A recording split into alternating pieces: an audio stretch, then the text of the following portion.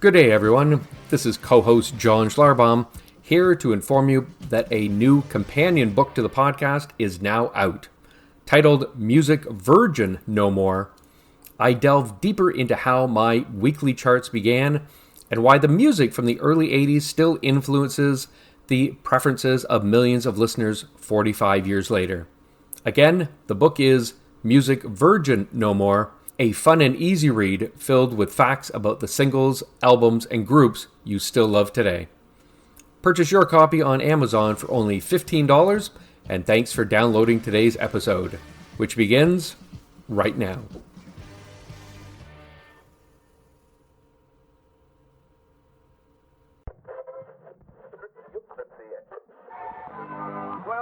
CJBK London, it's 154.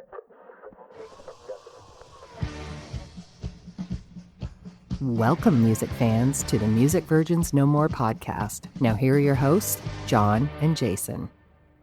Hello, and welcome to episode number 3 of Music Virgins No More podcast. I'm John Schlarbaum. And I'm Jason Kavanaugh. Now, for those new to the podcast, here's a little bit of background about us. Jason and I have a shared admiration for Fleetwood Mac, yet disagree on the musical merits of Stevie Nicks' solo work. And although there's a 20-year difference in our ages, we have remained friends for 20 years. It's crazy. Yeah, where did that time go? I feel like I'm still a 17-year-old trying to cross the border to go see Boston. Oh, Boston. Good times. And as for the show itself, it's based on John's preteen memories of top 40 music between 1980 and 1982, when he created 106 weekly music charts typed up on a small portable Smith Corona typewriter while alone in his childhood bedroom in southwestern Ontario. My dog Skipper might have been with me at the time when I was typing this up, so I wasn't maybe completely alone. But each podcast will dive deep into these wonderful charts and discuss the music that, in part, became the soundtrack of my life. Okay, and on today's episode, we're going to delve into chart number 3 for the week of September 6, 1980. And for those keeping track, last week's number 1 single, which was a great one, Queen's Play the Game for a second straight week. Can they make it 3? John's number 1 group remained Paul McCartney and the Wings. Also, great choice. So let's get to it. John, were there any new entries for this week? Now, there were no new group entries this week, although recent 5-time Grammy winner Christopher Cross did move up a few spots from number 9 to number 13, inexplicably pushing Tom Petty and the Heartbreakers out of the top 10. But don't worry, Tom and the boys will rebound spectacularly in the coming weeks. Okay, and as much as this pains me, what about the singles chart? Well, as I teased our, following, which, after 2 episodes, we probably have an immense following. At the end of episode 2 last week, there is one debut single this week that has caused Jason great mental strife. And momentarily, he stopped, he started thinking that maybe we shouldn't do this project together at all. So that said, there were 3 new singles charting this week. So the first one enters at lucky number 13 with Paul Simon's Late in the Evening. Now, Jason, you have no problem with Paul Simon, right? Paul Simon and Garfunkel. I have no problem with Paul, to be honest. I actually really like his music. Him as an artist, as a personality is fine by me. Garfunkel, get over it. He went solo, so what? He's got some great songs on his own. He does. So to me, Late in the Evening is a kind of, a story song. It's a happy-go-lucky guy's day out. He's in his room, hears his mother laughing, sort of, the way some ladies do, which is, this great phrase in the song. Then he goes out in the street. He's hanging with his boys. He hears more music coming from a pool hall. So up to this point, Jason, as a listener, I'm with this guy. He's having a great time. He's with his friends. He's with all the girls out on the stoop. And probably at the time when I'm 13 years old, I have no idea what a stoop was, or New York City for that matter. But then he confuses me with the next verse when he sings this line. Then I learned to play some lead guitar. I was underage in this funky bar, and I stepped outside to smoke myself a J. That's what threw me. Smoke myself a J. Now, it's not J for Jason, obviously. Now Jason, I'll admit, I was, my first 13, 14 years of life in West Lorne, which is a small farming community of 1,000 people. I had zero idea what that line meant. You, on the other hand, being a musician and being in bands, and you probably know exactly what that line meant. So I will ask you, do you know what smoking a J means in that? What is he referencing I have no there? idea, John. Huh, interesting. Well, honestly, like for years, it wasn't until years later, Jason, that I figured out exactly what he was singing about. To me, it was just like this throwaway line, and then I sort of clued in. But I digress. So now let's go back. Well, if nobody heard that, I just lit up a joint. Okay. I do know exactly what he means. And thank you for that. We are not on video, so that's probably good too. So going back to the new songs, now entering at a solid number 7 was Diana Ross's Upside Down. Now you don't have any issues with this song, Jason? Anything? Maybe? Too disco? What? Well, disco is not my thing, like you said. But Nile Rodgers, who produced the track from Chic, he's a legend. Yeah, he's a great producer, great guitar player, and he's still going. He is still going. Okay, so that's good to hear. So give you a little background. Upside Down basically reinvigorated Diana Ross's career. It hit number 1 on Billboard's, not only just the Hot 100, but the disco and soul charts. Although in Canada, it only hit number 5. I don't know why we were being so prudish. But the crazy thing is that I found when I was doing research was it was released a full 4 weeks after the album, which was also titled Upside Down. Now, I'm not sure if that was, the record label just not getting behind the album in general. But like you said, the song was written by Bernard Edwards and Nile Rodgers of Chic, who were, they were megastars of that time. They had, these great disco hits, La Freak and Good Times. But, Diana Ross, known as a bit of a diva, she apparently had issues with some of the production of the song. Do you have any information about what happened there, Jason? Well, Niles said in a 2011 interview that Diana Ross was the first big star we ever worked with, and we took it very seriously. End quote. However, their studio liaison was not quite the success that we, were led to believe. She didn't really like the results, and she hated the mix. She thought her vocals should be louder, and she really wanted the bass and drums up and more prominent in the mix, which I don't necessarily disagree with. So what did she end up, telling them to make changes? What did they end up doing with that? Well, so she gave them, a couple of rounds of revisions, and they came back with a couple of mixes. She disapproved and said, "I am going to mix it myself," and so she did. I guess, it's her right, or it's her album, right? If you don't like it, but you got these guys who are, famous for the sound, for everything, and maybe she made the right decision. Who knows? The album did become platinum selling number 1, so I think she did something right. Ultimately. Now, I think if you go on Spotify or iTunes or Tidal, wherever you get your music, and you find this album, you can actually find there's like a special version that has the version that she remixed and was put out there. But then you can also hear the their first mixes of that. And I've listened to both of them. And to me, I'm not a musician. I don't have that trained musical ear like you do. But I can see how both of them were kind of right at the time. It's her album. She wants it a certain way. And it's, I know they were angry at the time, but they did keep their names, on it as producers and that. So I think that was because it had sort of a chicy sound to it.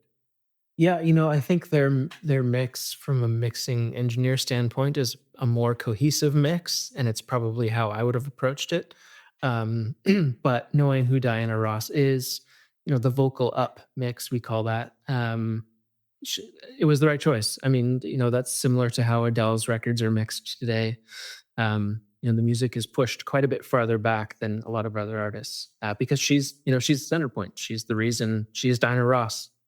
Now, as a record engineer, you just said, you would have done it, sort of probably the way that Niles and Bernard did. Now, have you ever been in your own career, been in the same kind of situation with an artist you've been working with that wanted, specific little tweaks done that you may not have agreed with? And how did that work out? I would say nearly every album there's at least one disagreement, whether it's things on the way in when you're recording. They might want to try something that's way off the beaten path, or other way around. I might offer a suggestion that's outside of their comfort zone and they say, "No, I'm okay." And that's, that part of the process that happens a lot, and that is the process of a producer artist relationship. But when it comes to mixing, that's a whole nother story. An artist has a vision, when they go into it, and then they have a vision, once it's finished. And sometimes the mix engineer and the artist have completely different visions. And a way to sort of get around that, I had some great advice from Mike Turner, who is former Our Lady Peace guitarist. He said, "It is your job to make decisions to help bring the creative vision to life. At the end of the day, it is their song and career. Make your suggestion once, give your good reasons for it on the second suggestion, and let it go on the third. It is their album after all." The big job of being a producer or mix engineer is you're a diplomat. It seems like it's very simple advice as far as like that's what they hired you for. Like they hired you to get ideas, and you're saying, "Hey, why don't we try it this way just the once?" I think with actors and directors, they have the same thing. It says, "Why don't we do it one way, your way?" And then, or maybe the actor says, "Look, Mr. Director, Mr. Spielberg, I will do it the way that's written on the page that you want me to." And they do that shot, and then they go, "Okay, I want to do it my way." And then they do that shot, and maybe you can take something from both sections. Again, you as a producer go, "I see how that sounds a little bit better," and the artist goes, "Oh yeah, I think that is good." And maybe that's your little victory. Sometimes it's just little victories that help a song along, right? That it's not a my way or the highway type of thing. Yeah, and the big difference now is, recording to hard drives, you have all the time in the world to make as many different changes as you like, try different things. When tape was running, when Diana Ross was recording, the tape was expensive, the time was expensive. Time was money. Yeah, it was her way. She's the artist, she's Diana Ross. Right. And like I said, it was a platinum selling album, so she did something right. Now, as I mentioned earlier, I was kind of surprised that the lead single, was released a full month after the album. But just recently, I did some research for another show, and I discovered that AC/DC's classic Back in Black album was released 3 weeks before, their first big single from that album, "You Shook Me All Night Long." Now, today, you have like 3 or 4 singles, released once a week, once every 2 or 3 days before sort of an album, drops digitally. So Jason, like as a, I know you understand the old way of doing it and records and LPs and sequencing side A and side B. You do understand that even at your, youthful age. If you had your way, when do you think the first single should be released? Should it be before the album comes out, at the same time the album comes out, or after the album is released, like apparently they were doing in 1980 with AC/DC and Diana Ross? That's hard to have like a definitive opinion on. I think it changes with the industry. In the early '60s, everything was singles driven.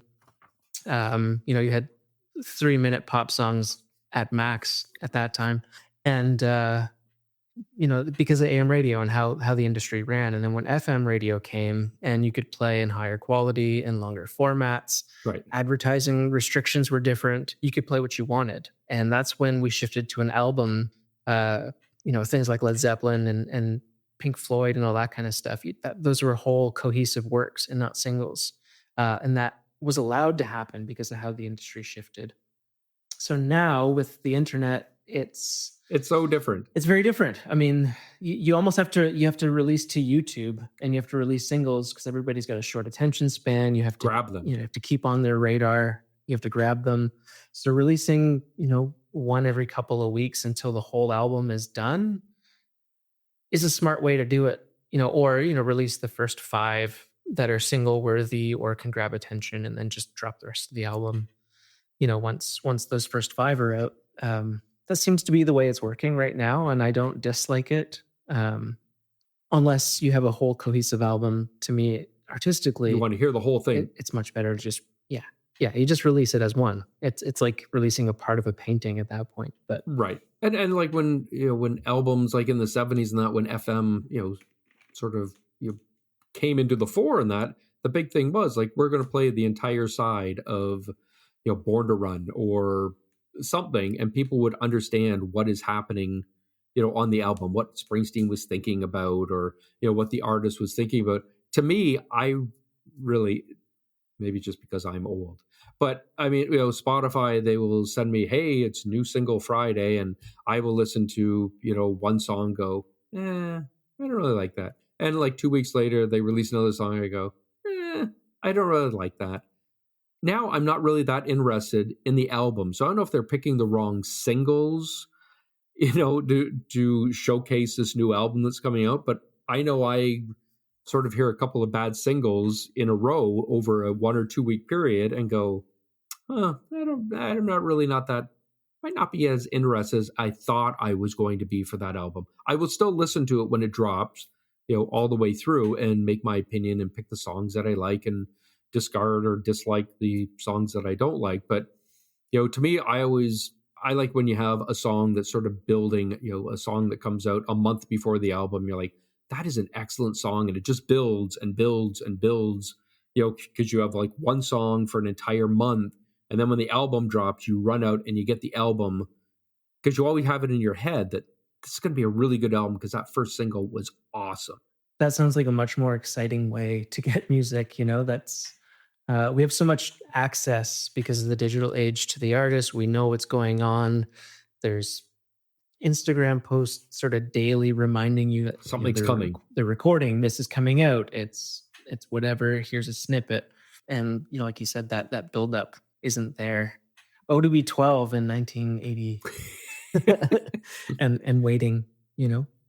Well, really back in, 1980, when I'm, 13, 14 years old, I mean, the only information you had about new music that was coming out was random notes, in Rolling Stone magazine, or maybe you'd get a Cream magazine and you would hear something that, oh, this thing's happening, and you would just build and build and build over the months because you haven't heard anything. Nothing's been leaked out. There's nobody going, hey, we got our hands on this one song and the album's still being, released. Like, you just can't build that anymore. Like now, honestly, if you don't have the right TikTok numbers or whatever, some great artists are not being signed these days, which to me is ludicrous, but that's what the industry is now. It is. And it was kind of similar in the late 80s. Once MTV sort of took over, you had to be good looking, right? To whatever. So a lot of artists didn't get picked up because they weren't good looking or they weren't controversial enough. They didn't, didn't dress in spandex or whatever the cliches are of the late 80s. If you had a bad video, like that might turn people off because, again, you didn't have access to them every single day. Like, I don't follow Ed Sheeran on anything, but I'm sure right now I could pick up my phone or turn on my computer and, see him talking yesterday on a talk show about a song that he just wrote, or he plays a song, or, just something. And I could spend an entire 24 hours just watching clips of him from the last 2 weeks or when a new album comes out. And I will know everything about it, where back in the 80s, you didn't have that at all. No social media, no internet. You had, this person is making an album. You're like, oh, I can't wait for that. And then you'd wait for like 6 months, and then you'd hear the single and go, oh, that's what he's been working on. Okay. And now you're excited. To me, there's just too many choices. There's too many genres. When I'm growing up, again, in the early 80s and stuff, everything was sort of mixed in together. I think we might have talked about this on another show, but I mean, you could have like a rock song, and then the next song on the radio is Dolly Parton, and then the next song after that is, Johnny Cash, and the next song after that is some disco song or a new wave song, where you sort of had a very short window of these are the songs that are being presented, where today I don't even know what genre I should be listening to anymore. It's just it's so fractured in my mind. At least I like this one certain part, but I think I have to now type in 3 different adjectives to get to some artists that I would like, because I used to like that kind of music years ago. Yeah, you know what though? The things like the algorithms that Spotify uses to find music for you. I don't know. I don't use Spotify. I use Tidal.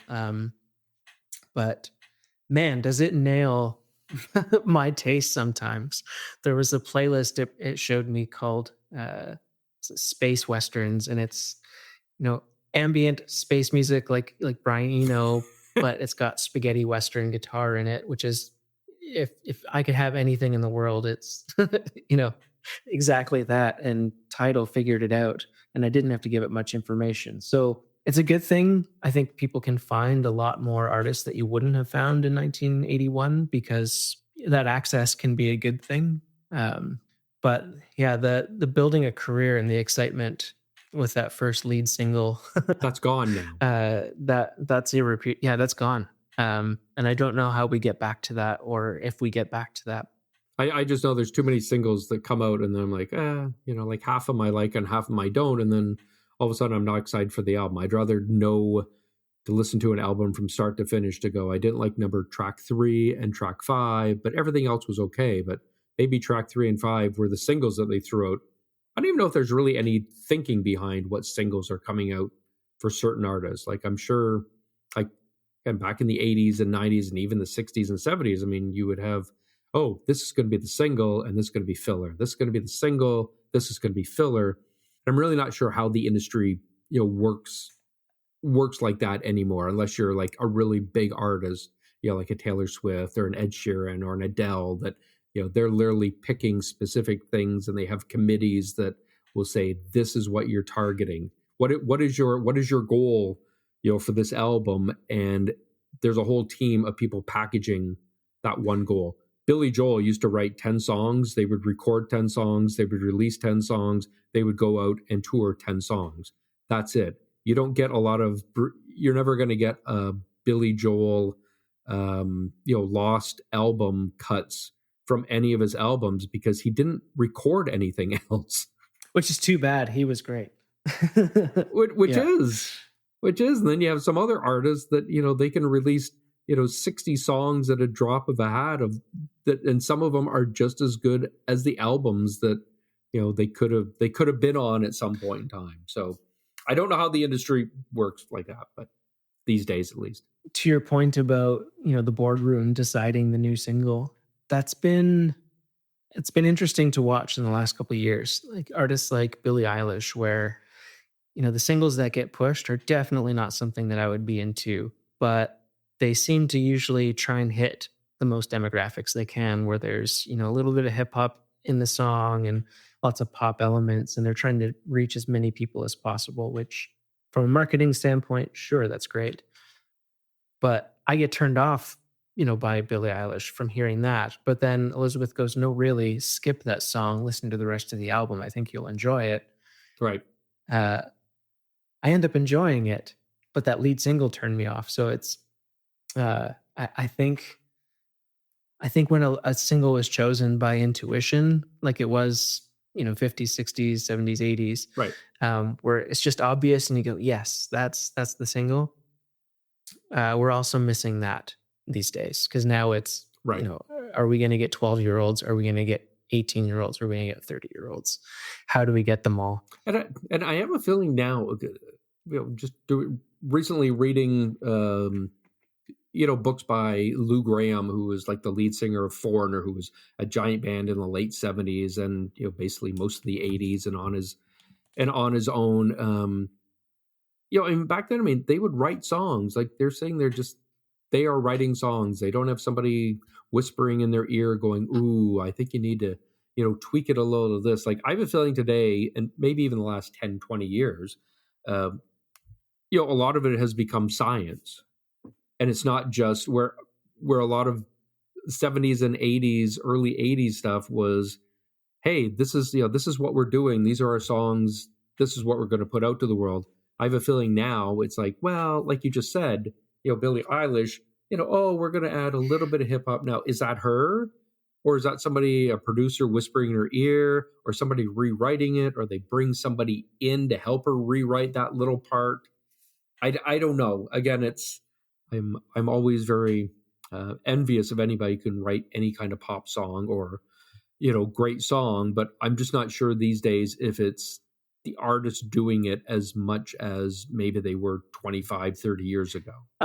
That's funny. It feels like it skips a decade and flip-flops back and forth because in the 1950s, a lot of the 50s pop was, pretty formulaic and, oh, that worked. That went to number one last week. We're going to do exactly the same thing, but instead of, ooh la la, we say bee ba ba or whatever. Yeah, exactly. Yeah. Or Something, yeah. Even early 60s with the Beatles, She Loves You, I Love Her, From Me to You, those kinds of songs. All love songs. So, we're talking about the early 80s, and I feel like the early 80s, songwriters still ruled, the songs still ruled. But you look at the late 80s again, things became a lot more formulaic, a lot more big label, credit cards became a thing that were easily accessible to everybody. Right.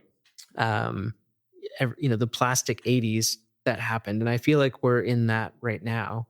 But the 90s, I mean, man, the 90s had so many artists that would not pass today. I mean, you think of somebody like Alanis Morissette with a pretty strange voice and pretty artistic lyrics. That just wouldn't happen now. But in the 90s, big labels just said, you do you, we'll fund it, and we'll just throw whatever we can out there. Yep. And you had massive bands like Radiohead. Would Radiohead do anything now? I don't think so. I never got Radiohead. Our friend Will, I know, he's like, I don't know, is there such a thing as a radio header? Like, I don't even know what. I don't know. Do they have a name if you're a Radiohead guy? Like, I don't know. But our friend Will, I know, loved him, loved them. And like, I have said, oh, well, Will likes them. Like, I'll try to listen to him. And I'm like, this isn't for me. You know what kind of music I like. And I'm like, okay, but I know how big and popular they were at the time, but it wasn't my scene. I know like in the 80s, again, we're talking about, for my charts, it's August 1980 to August 1982. It's a very short 2-year window. It does cover a lot, and you can see that there's changes coming, and synthesizers are coming in, and new wave is coming in. Punk is sort of, been left in the dust. Disco is dead. But I know as the years went by, like probably after 1985, 86, from 86 to 1990, like I just stopped listening to music. Like the music on the radio had I had no interest in, and I just sort of crept back into my shell and kept listening to, the Tom Pettys or bands like that, because they were sort of like comfort food. And if they brought out an album, I would go buy that album. But the stuff on the radio, I didn't like at all. Like I think we've said before, like honestly, from 1990 to probably 1998, it's just a wasteland for me. Like I don't know any of those bands. I wasn't listening to that music. Yeah, you're a singles pop music junkie, though. The 90s wasn't that for a long time.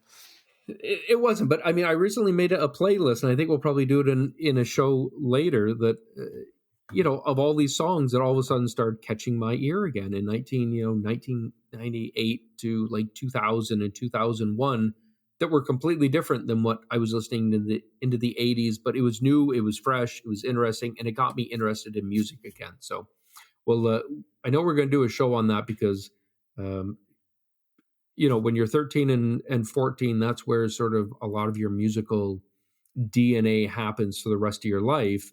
And for me, that's, 1980, 81, 82. But for you, it is, 1999, 1998, 1999, 2000. That's your period of when you're 13. And those are the songs, like we may have a bunch of songs that we love together because, I had rediscovered music and you're discovering it for the first time, like, like I was in 1980. So I'm interested for that show. But recently, I just made a playlist for myself, just from the car, going, "What was that music?" Because I don't have my cassettes anymore or my CDs from that period. Remember those cassettes? Awesome. All right, should we get back to September 6th, 1980? We should. So now, right now, I'm going to give Jason a few moments to collect his thoughts in regards to this week's top new single by recapping the bottom half of this week's chart. And Jason, you can jump in with your opinion on any of these songs. They're basically all dropped, basically 1 point. So from number 7 to number 8 is the King Bees, a song called "My Mistake." Yeah, that was a bit of a rockabilly throwback, which was kind of a thing that was happening in the early 80s. I like it. It's good. Again, there's not a lot to it, but like you said, it's just sort of like a fun little pop song. Next song is at number 9, down 3 spots, is "Take Your Little Rhythm" by Ali Thomas, who basically had this one song, and that was it. But for whatever reason, it's one of those songs I could listen to it all day. There's just something comforting about it. There's like some sax. There's, it's just an easy, nice pop song. You don't hear the saxophone in music anymore. You really don't. And honestly, when we're in the radio, my partner Lori and I, we're in the car and I'm playing like 70s stuff, like all of a sudden you'll hear horns. Like you don't hear horns anymore. You listen to Paul McCartney and Wings or Neil Diamond or anything, like they had a whole section where, hey, here comes the horn section, right? So yes, you need more of that. Now at number 10, down 1 spot, is "Magic" by Olivia Newton-John, who again at the time was, a very hot item. And then number 11 is "Shining Star" by the Manhattans. Again, this great sort of, it seemed to me like it's a throwback song to the late 70s. It's just a very nice, it's great harmonies by Manhattans, and it's a great love song. Honey, you are my shining star. What more do you have to say? Okay, this is the one I've been waiting to get to. Go ahead. Okay, here, you go ahead for the next, at 12. Who's at number 12 this week? Down 2 spots. Down 2 spots is "Tired of Toeing the Line" by Rocky Burnett. Who is Rocky Burnett? Rocky Burnett is from rockabilly royalty, the son of Johnny Burnett. He was big around the time of Buddy Holly. He's very well respected in the rockabilly circle, and his son put out a great song, "Tired of Toeing the Line." It's a rock and roll song. There's no 80s frills. There's nothing about it that dates it. It's just a good rock and roll song. Right, and it was a good a throwback song. And again, I remember at this period of time that Rocky Burnett and this whole sort of rockabilly revival type of thing was huge in the UK, and it didn't really do a whole heck of a lot over here. But "Tired of Toeing the Line," there's one part that goes, "Baby, I'm tired of toeing the line," and what is it? Honestly, right now, it could be a Wilbury song. Like if you tweaked it enough in the mix, it could be a Wilbury song. Traveling Wilburys. We'll bury it in the mix. Yeah. Okay, so number 13 we've discussed, "Late in the Evening," Paul Simon, "Out and About," listening to music. Number 14 is "All Out of Love" by Air Supply, who I think we've gone over their history maybe last episode. And number 15, down 1, is "Hot Rod Hearts" by the great Robbie Dupree. We had 3 new singles. So what 3 singles fell off my chart this week, Jason? "Steal Away" by Robbie Dupree. Him again. "Brass in Pocket" by the Pretenders. Excellent song. Excellent song. You recently put me through a Pretenders playlist. A deep dive. Deep dive while I was out on a long drive. And man, the Pretenders had some great stuff. And I know you don't care about, when they remix albums that much. I think if any records deserve to be remixed, it would be the Pretenders stuff, because sonically it's just not there for me. But oh, really? Man, the songs are great and the performances are great. Okay, and then the last song that dropped off was "Cars" by Gary Newman, which I think we've discussed in a previous episode too, just how he was, this innovator, and again, he's still making music 50 years later. I'm not sure anybody's listening to the music aside from the Cars, but somebody's out there listening to him. He's still making music. God bless him. Okay, that brings us to our top 5 songs of the week. Now, what about number 6? It was not only this week's highest entry, but also the fastest mover. Come on, Jason. If we have to. If we have to. Okay. All right. So everybody out there, the song in question is Cocaine by Eric Clapton. Here, let me just, this is going to be like theater of the mind. You're at the concert, you close your eyes and you hear, da-na-na-na, da-na. Okay, really, that's the whole song, basically. Now, it was actually, the crazy thing, it was actually the B-side of his hit Tulsa Time, which is just, it's a song. Like, it's an okay song. It's not, Clapton is God guitars or anything. In Canada, it hit number 3. Yes, Jason, unlike Paul Simon's Mysterious Smoking Myself a J, I did know what cocaine was at the time. So with much trepidation, I'm going to ask you what you think of this week's highest debut single. Let me repeat it. Cocaine by Eric Clapton. Well, speechless. Yeah, I am not an Eric Clapton fan. So what do I think? It's ironic. Clapton at the time, he just replaced his heroin addiction with coke and alcohol. And the song is pretty anti-cocaine, so it's pretty ironic. John. Yes. What do Eric Clapton and 7-Eleven coffee have in common? I have no idea, but I'm worried.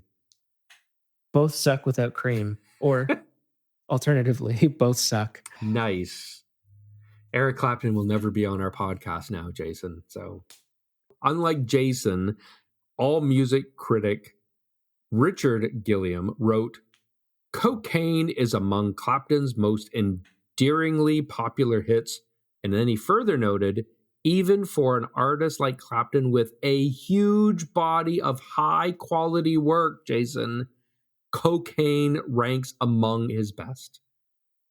Do you have any comments about Mr. Gilliam's comment? You want to comment on the comment about Cocaine and Eric Clapton? Or you just want to move on to the top 5? I think we should just move on to the top 5. Okay. Falling from number 3 last week to number 5 is the live version of Coming Up by Paul McCartney and Wings. Yeah, most people hadn't heard the original album version from McCartney 2, at least here in North America, but they are only familiar with the live version. A very popular song. Okay, so in your record collection, you showed me in your garage, you have a 45 single that has a white sticker on it instead of the usual orange Columbia record sticker. What was that all about? I hope it's worth a lot of money now. That's what I'm hoping, but I'm not sure it is. But the deal is that McCartney, he left Capitol Records for Columbia Records, signing at the time the largest record contract in history, and everything started well. Okay, the first project turned out to be something very different. It was a 7.5-minute disco smash called Good Night Tonight, with a B-side that had an equally good song called Daytime, Nighttime Suffering. Have you heard either one of these songs, Jason? Yes. Okay. you're just going to hold it? It's not my favorite McCartney, but yeah. Okay. It's still McCartney. Yeah.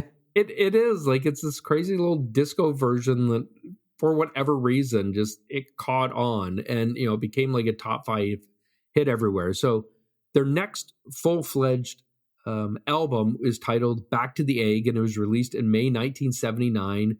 And Columbia Records, it's their first, Paul McCartney and Wings album, and they, bet big on this thing, and they wanted to add a shortened radio version of Good Night Tonight. Guess what Paul said? Earlier, we were speaking about Diana Ross being, a bit of a diva. What do you think Paul, being Paul, said to, his new employers? Would we call this his diva stage? Because I'm pretty sure he said no. Well, you are correct. But no big deal. So he still has this huge song, Good Night Tonight, and it's a standalone song. The album comes out. It's got this killer, well, at least what I think is a killer first single called Getting Closer. It's got the great line, which the really misunderstood line. If people are throwing up how lazy Paul McCartney is for lyrics, the line is, "Say you don't love him, my salamander." I'll just leave it like that. But you have to hear it in song version, and it sounds incredible. So the reviews of the album, are mixed when it comes out in May 1979.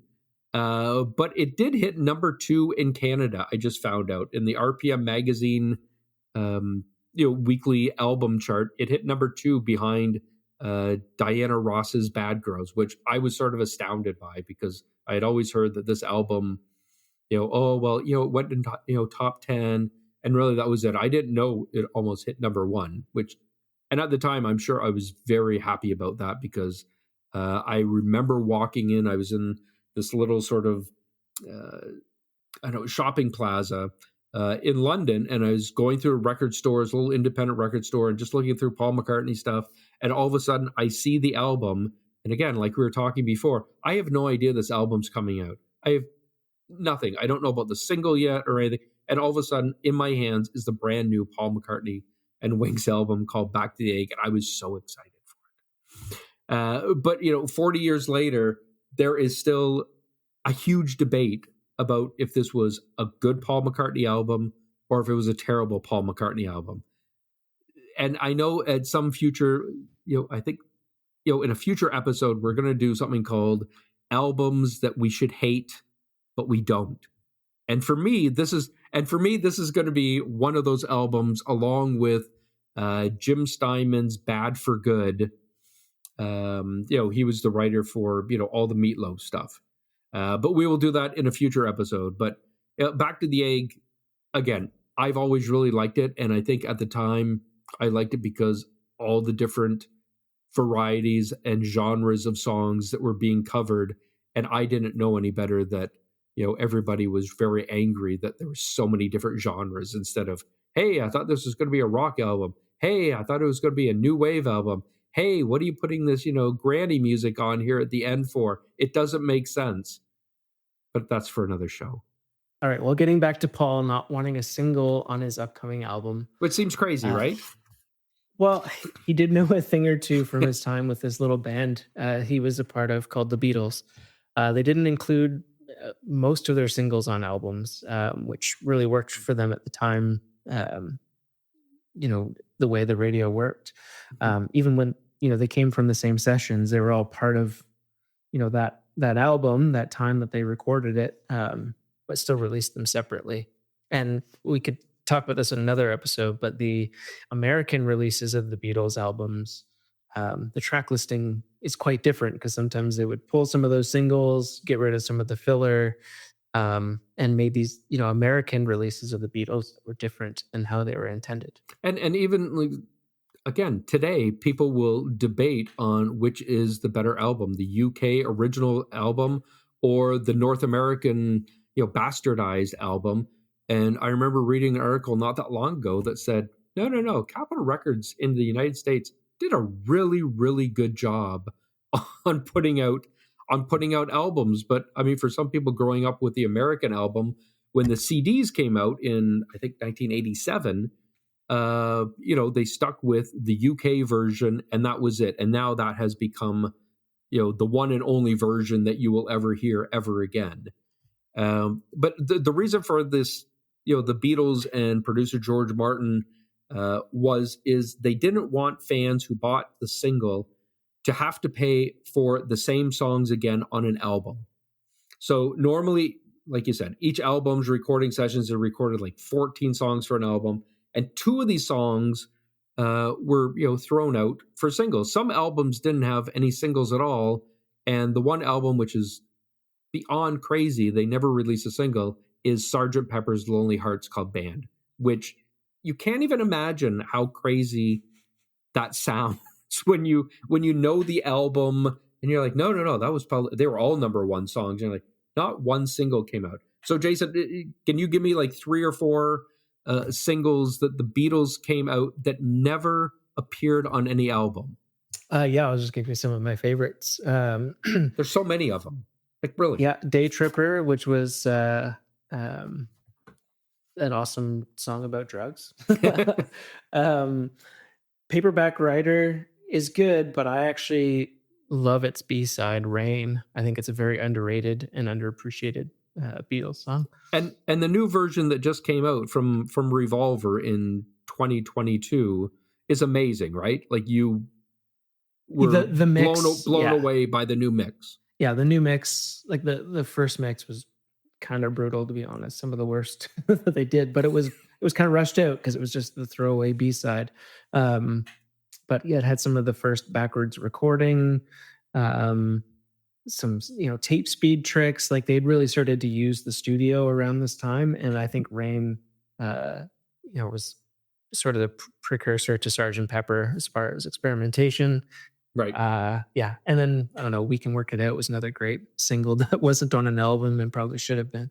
So but even like the early 62, 63 songs that really were never on an album. You just have to remember, like when I was in the 70s and 80s and stuff, a single was released and it was on the album. It was always on the album. That's why one of the reasons why you bought the album. So somehow people or record companies started to change, going, yeah, why are we giving these songs away? But here are 3 songs that I think people know from the Beatles: Love Me Do, She Loves You, and I Want to Hold Your Hand. None of them can be found on a Beatles album, which to me is crazy. And then later on, do you have like 3 sort of later versions, like from 1967 on? Again, this is like their peak period. Yeah, it's crazy to me that songs like Fool on the Hill isn't on an album. Right. Because it's not even a pop single. It's such a Beatles album sounding song, but it wasn't on an album. Yep. And then all the stuff that was on, what was that, Yellow Submarine movie, like All Together Now, Hey Bulldog, It's All Too Much. Those were all released as singles, and you find them on the Yellow Submarine soundtrack. Right, or compilations. Sort of a complete, yeah, exactly. But man, those are all Beatles album songs in my head, but somehow they weren't on albums. To me, the crazy thing is that starting about 1967 is you have Penny Lane and Strawberry Fields Forever, which are 2 iconic Paul and John answer songs to each other, both recorded at the start or near the start of Sgt. Pepper's, and they're not on that album. Like I know when they brought out the box set and everything a couple of years ago, they added these songs back in as separate songs. They didn't put them in anywhere in the album. You still have the album the way it was configured before. But I mean, those 2 songs are like huge. And then you get later on in literally a year later. Can you imagine? A year later, you bring out Hey Jude and Revolution, the rock version Revolution, not Revolution 9 from the White Album, which is unspeakable and unlistenable, really. And even right at the end with Get Back and Let It Be, they're not on albums. It's just amazing. I mean, that's why I think you love the Beatles, because I mean they have 40 songs that were better than 5 entire albums of certain groups for their entire careers. I could probably spend a whole year just reconfiguring Beatles albums and coming up with the perfect Beatles albums, just pulling from everything they've released, since, and the singles and all that stuff. Because, man, the fact that any of these songs we just talked about and more weren't on albums is actually kind of mind-blowing. So like I was saying with the getting back to Coming Up, the live version, to me they Columbia Records had a point. They were coming up to Paul and saying, hey, we think this is a better track than the studio version. Let's put it out as a single instead, for even bigger sales of McCartney 2, which is his next kind of useless experimental album. And again, Paul says no, which, as we've just said, he wanted to make it build as a solo album. So what did, getting back to the white label, what did Columbia House do? Well, Columbia Records went behind his back and they just released it as an A-side with the live version on the B-side. What was the reasoning behind promoting the live version to North America? Well, basically, Americans didn't like the experimental sound so much, and they liked the sound of Paul's quote unquote real voice. I can see that. So Jason, which version do you like better? The live version or the studio version? I'm gonna go with the studio version. I like when Paul experiments, even when they're not great experiments sometimes. Although, I mean, it is nice that Paul has a band to play off of because it's been a while since he's played, with a band, and really showed the world like that. Because so much of his early solo stuff is just him in the studio, Right. and being weird and trying to find Paul because he's never done Paul. It's still early days yet. So Right. it is nice that you have that band feel again, and you can kind of hear it in his voice too, that he's enjoying it. I like the live version, better. Just it sounds more fun. It's more energetic. So one final thought, Jason, on Coming Up is that John Lennon described it as a good piece of work, and it actually prompted him to return to recording in 1980, which gave us Double Fantasy.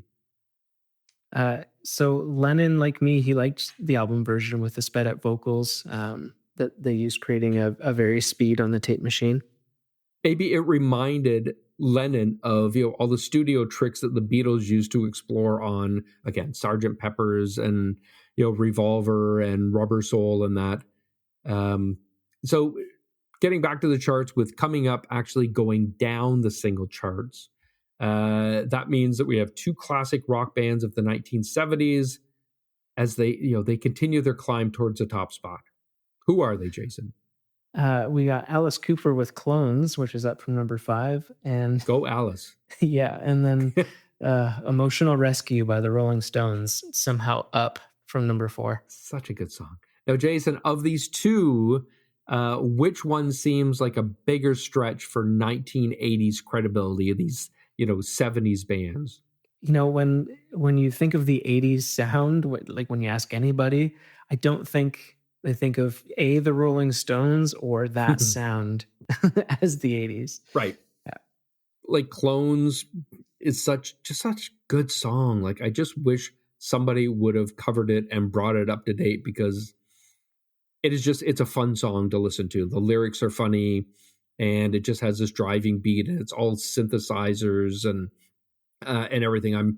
I wish that song would have been a bigger hit than it was at the time. So this brings us to the top 2 songs of this week's chart. And at number 2 is All Night Long by solo Joe Walsh.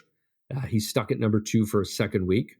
And at number 1 for the third straight week is Queen, Play the Game. Nice. For comparison purposes, that same week, London, Ontario's CJVK and Canada's RPM magazine had Emotional Rescue at number 1. Excellent. While Billboard had a new number 1 with Diana Ross's Upside Down. See, I'm all over the place here. Like, I'm hitting all the big songs. Diana Ross is moving up.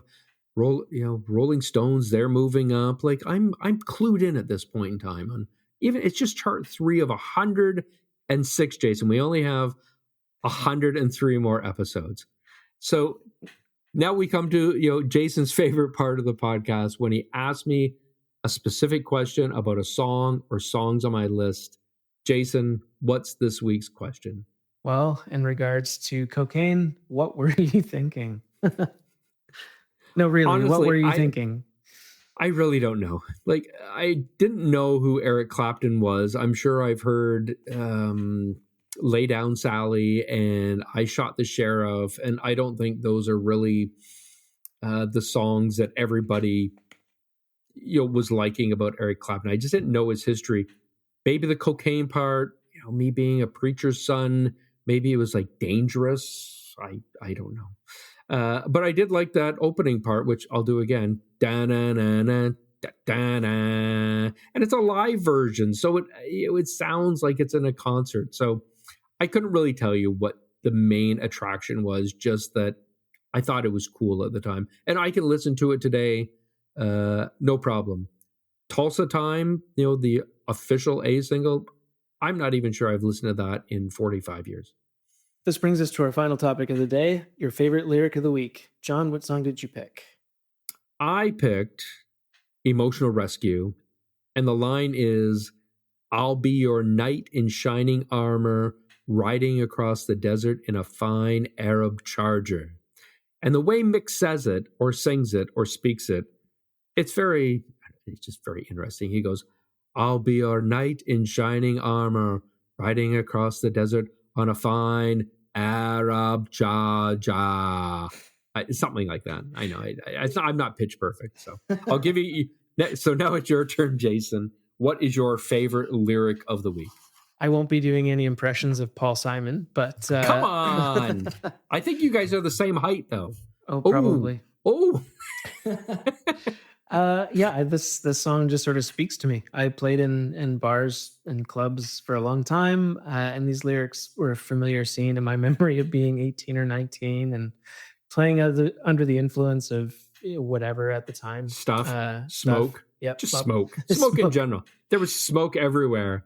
I don't know if I was as confident as Paul playing after smoking, but I can definitely relate. I used to play with Canadian 80s legend Chris Partland of the Partland Brothers. Partland Brothers, yeah. And man, could that guy smoke after our breaks, coming in a bit, half-eyed. It's always when we got things in the pocket and really got going. And man, I have some of the best memories playing with Chris. Red-eyed and singing to the bar. I miss you, Chris. I hope everything's going well and you're healing up. No. Are there any specific lyrics that you like from the song? Yeah, I mean, these ones sound like they're written for me. Then I learned to play some lead guitar. I was underage in this funky bar, and I stepped outside to smoke myself a J. And when I came back to a J. A J. Yes. I know what that is now. Okay, thank you. Thanks for that education earlier. You're welcome. And when I come back to the room, everybody just seemed to move. And I turned my amp up loud and I began to play. It was late in the evening and I blew that room away. And that's what you did every time you would come back in and you'd blow the room away. I saw you when we first became, friends. You were like 17, 18, and you were playing in bands. And I used to always love going to, some place where you're playing because I would love to watch you actually play guitar. So I think I know what you're trying to get through. And even, when we first met, I could see you enjoyed playing guitar. You liked being in front of a band. You just enjoyed everything about it. And I always enjoyed just watching you and, the rest of the band play. So I can actually see how this song, would be, sort of familiar to you. I'd live that. Right. If there's a song. It was like watching that Get Back documentary where it's like, oh, this just looked like my band practices. We're arguing about certain things or going off the rails. Well, so that concludes our review of chart number 3, Jason, for the week ending September the 6th, 1980. Everybody be sure to like and follow our Facebook and Instagram pages. You'll find relevant pictures, information, and of course, the actual typewritten chart to review and debate amongst yourselves, family, and friends. Feel free to give us your comments about the show and leave comments about the songs that you loved in the early 80s. We'd love to hear from you. So be sure to check us out next week for episode number 4, when Jason's worst fear is realized and our friendship is tested once again. Until then, keep rocking like there's no tomorrow, and thanks for listening. The Music Virgins No More podcast was recorded in Amherstburg, Ontario and Lloydminster, Alberta.